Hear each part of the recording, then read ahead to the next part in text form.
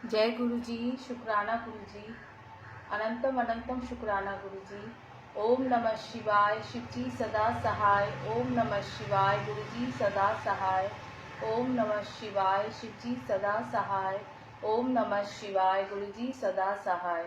गुरु जी, आपकी आज्ञा से मैं आज दिव्य आवा की पाठ करने जा रही हूँ।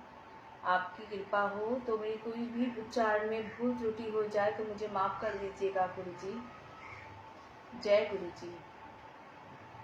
श्रद्धा सुमन।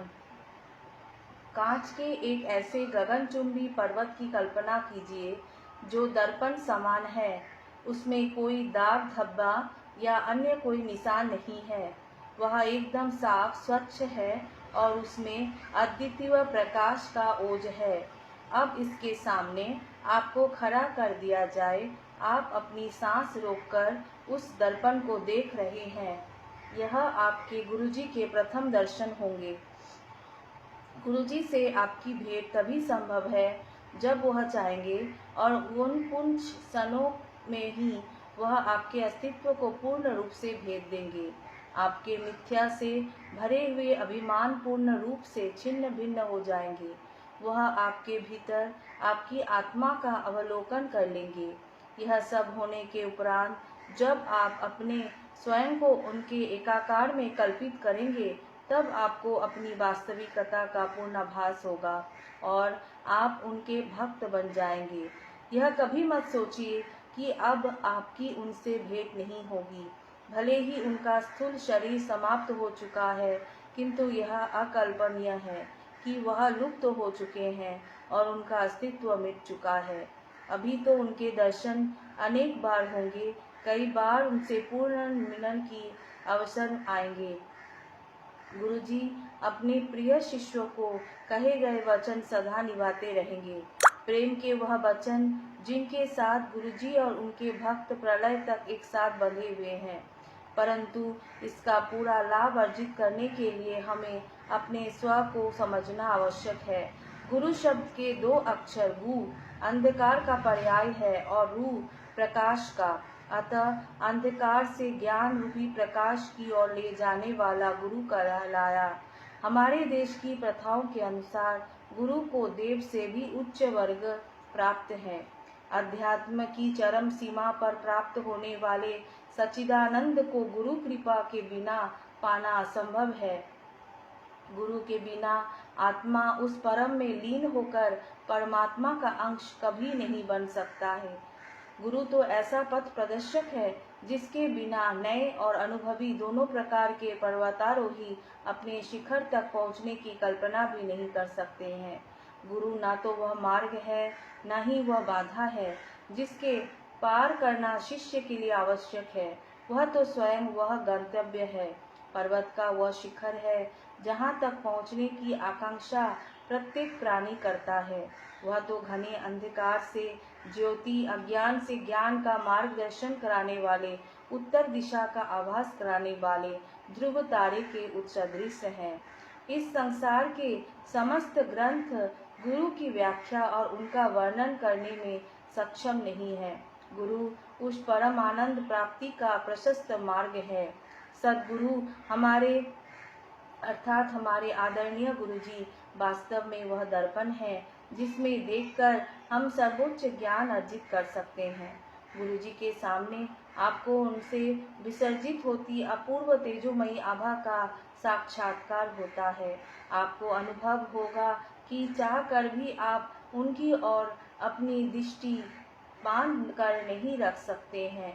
उनकी काया ज्योति का प्रकाश अद्वितीय है और आप उनके सामने छिन पड़ जाएंगे।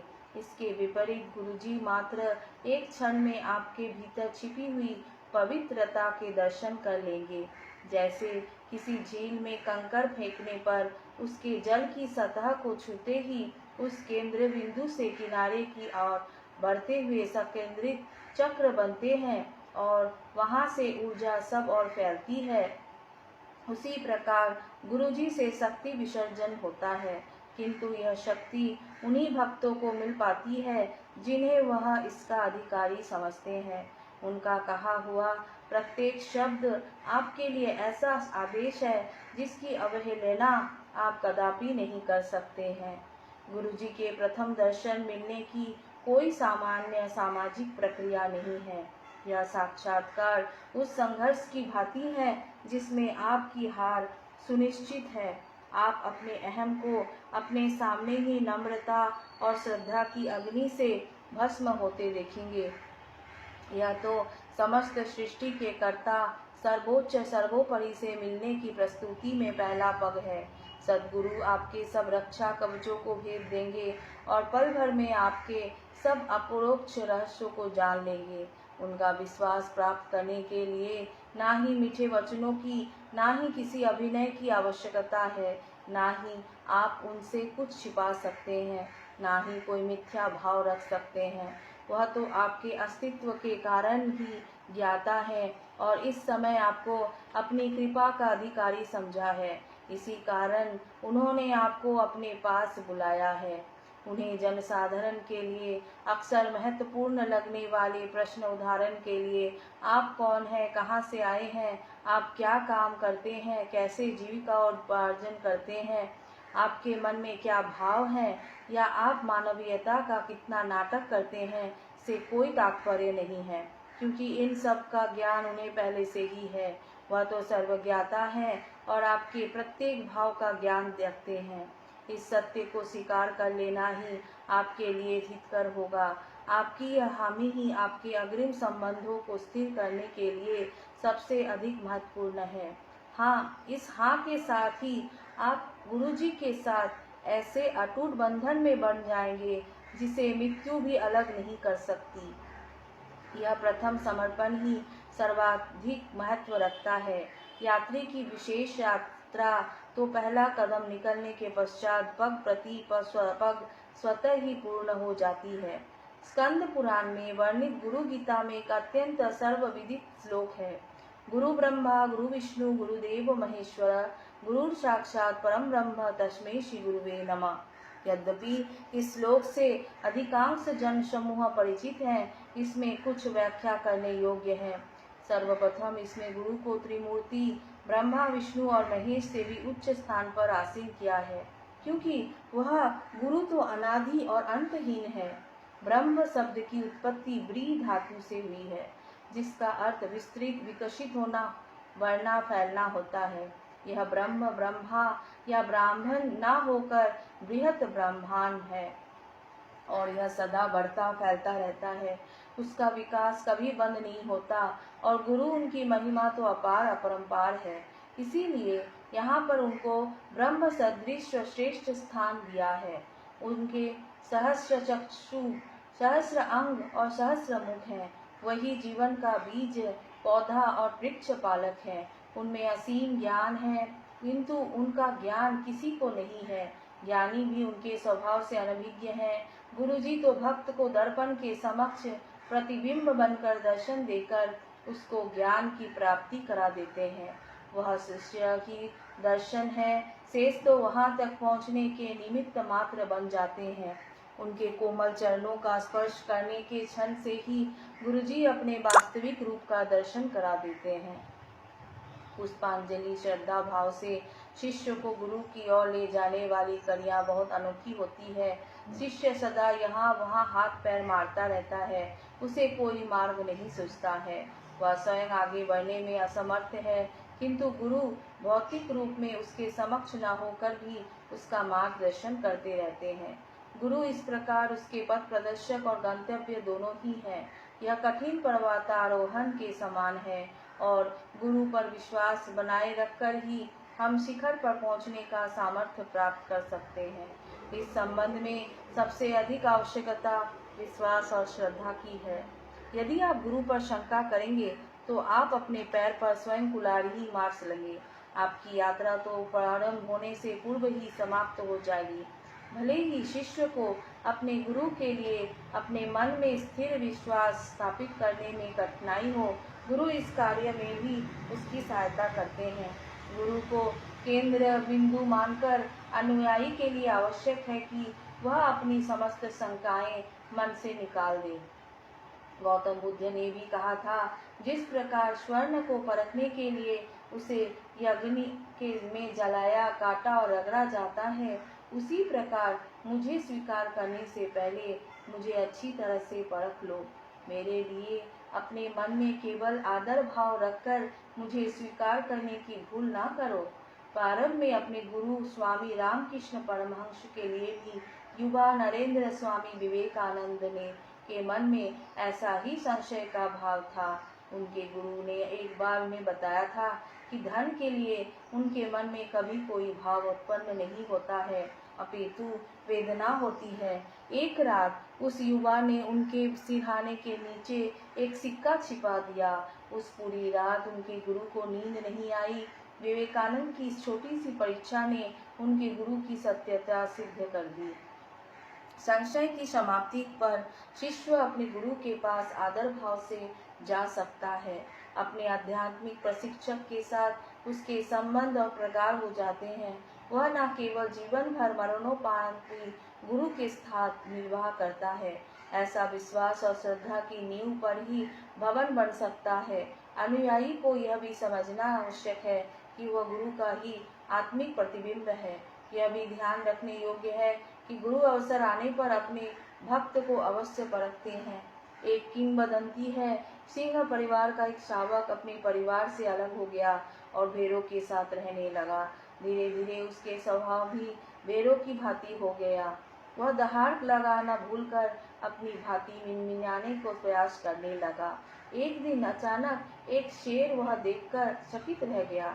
उसने शावक को पकड़कर झिंझोरा और दहाड़ कर बोला, तुम्हें क्या हुआ है? तुम भेड़ों की तरह व्यवहार क्यों कर रहे हो? उस शावक ने घबराते हुए उत्तर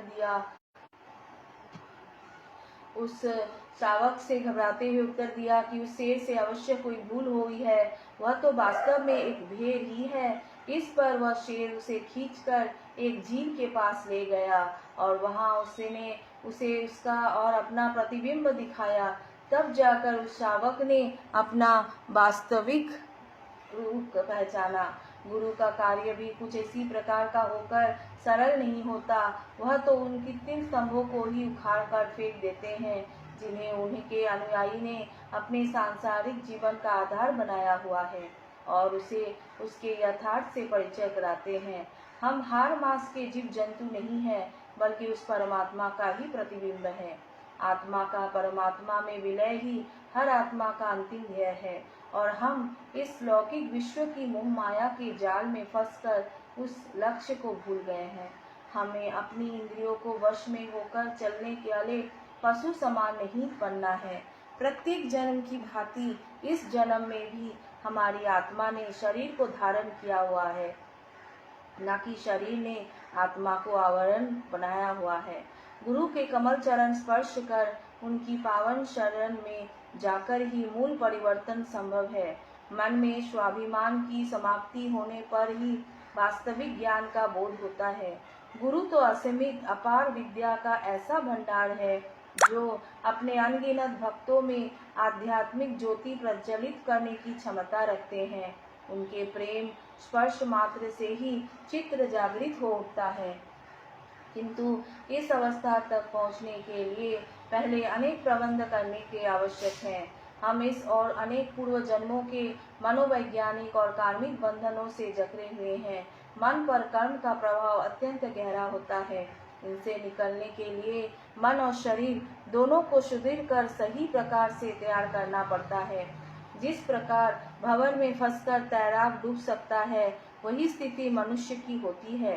यदि वह इसके लिए तैयार नहीं है तो वह यात्रा प्रारंभ करते ही औंधे मुंह बल खा कर गिर जाएगा। अतः गुरु अनेक बार ऐसी परिस्थिति उत्पन्न करते हैं जो शिष्य को जीवन के अमूल्य पाठ पढ़ाती हैं। इस प्रकार अनुकूल प्रवृत्ति प्राप्त कर ही भक्त अपने गुरु के स्नेहाशीष सहित से अग्रसर होता है। जीवन में कोई बाधा आने पर गुरु की दया पूर्ण रूप से विदित होती है। अनेक अवसरों पर शिष्य की आत्मिक विकास की बाधा को दूर करने के लिए गुरु उसके कर्म को अपने ऊपर आंतरित कर लेते हैं और इस प्रकार उसके वह कर्म फल नष्ट कर देते हैं।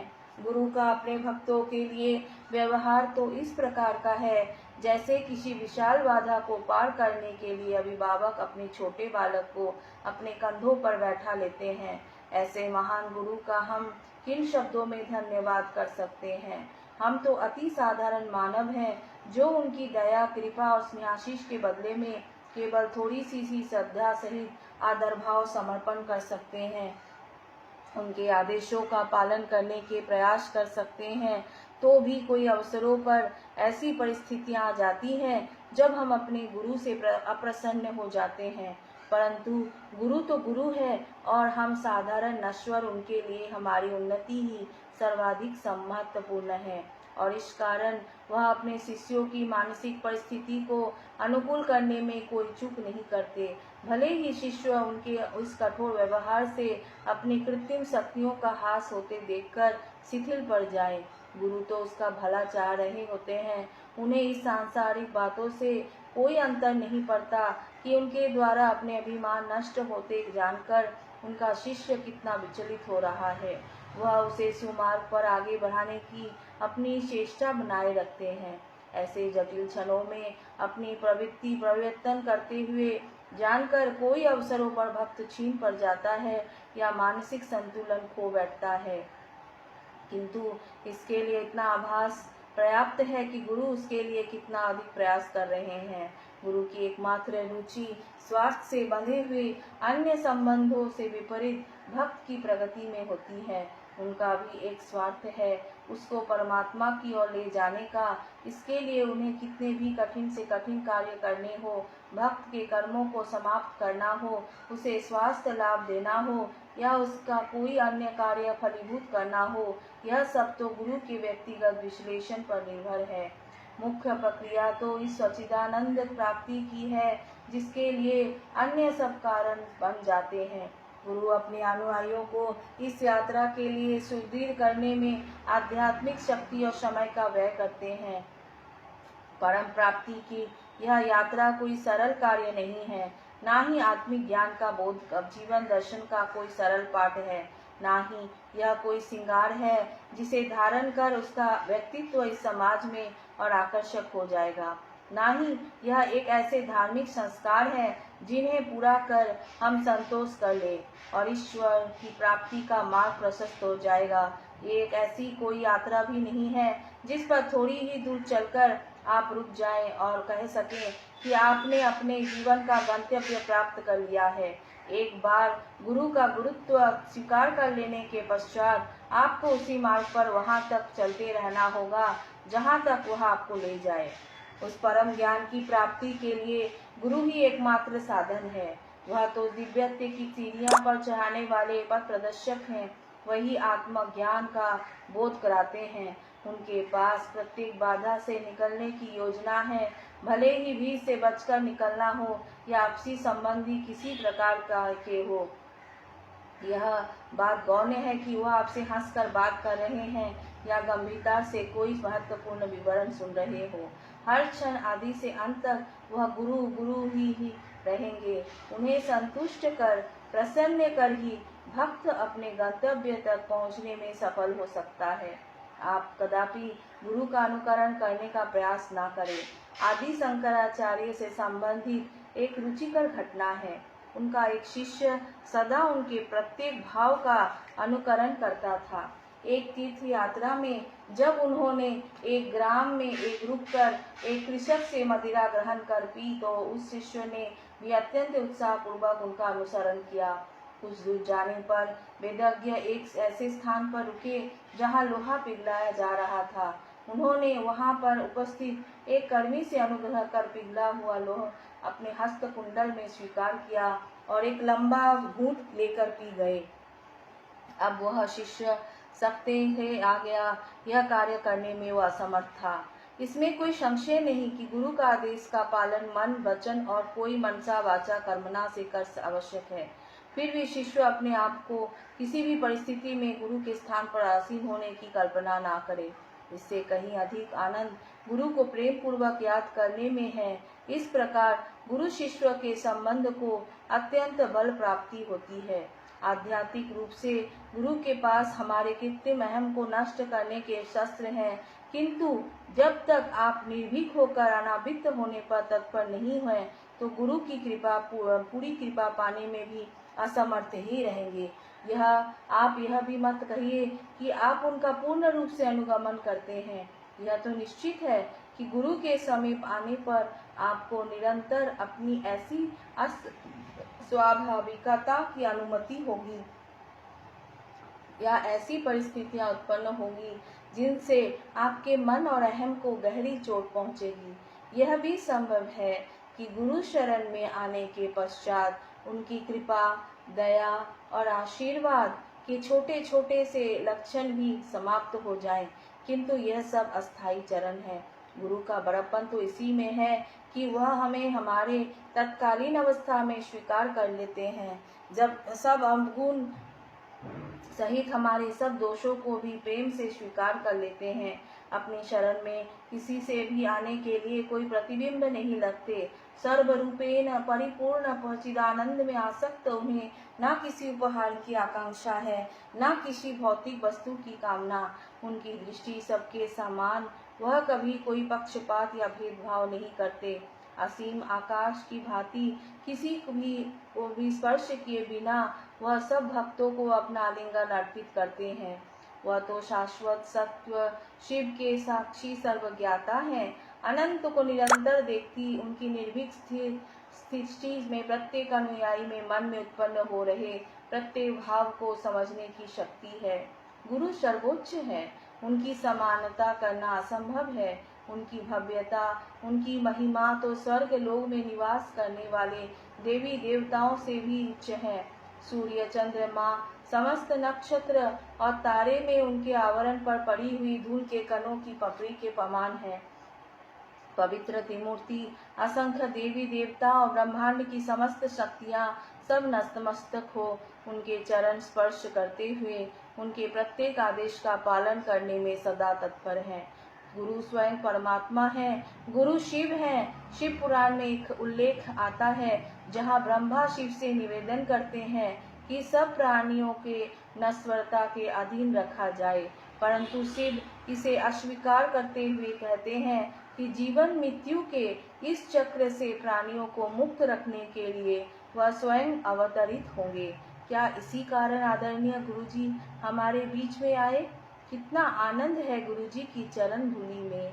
गुरु करुणा तुम और मुझ पर बनी रहे, उनकी कृपा वर्षा हम ना समझो पर रहे, उनकी ऊर्जा से प्रभावित हो हम उनके चरणों में सदैव बसे। अनंतम अनंतम शुक्राना गुरुजी, धन धन गुरुजी, लख लख शुक्राना गुरुजी। ओम नमः शिवाय, शिवजी सदा सहाय। ओम नमः शिवाय, गुरुजी सदा सहाय। शुक्राना गुरुजी।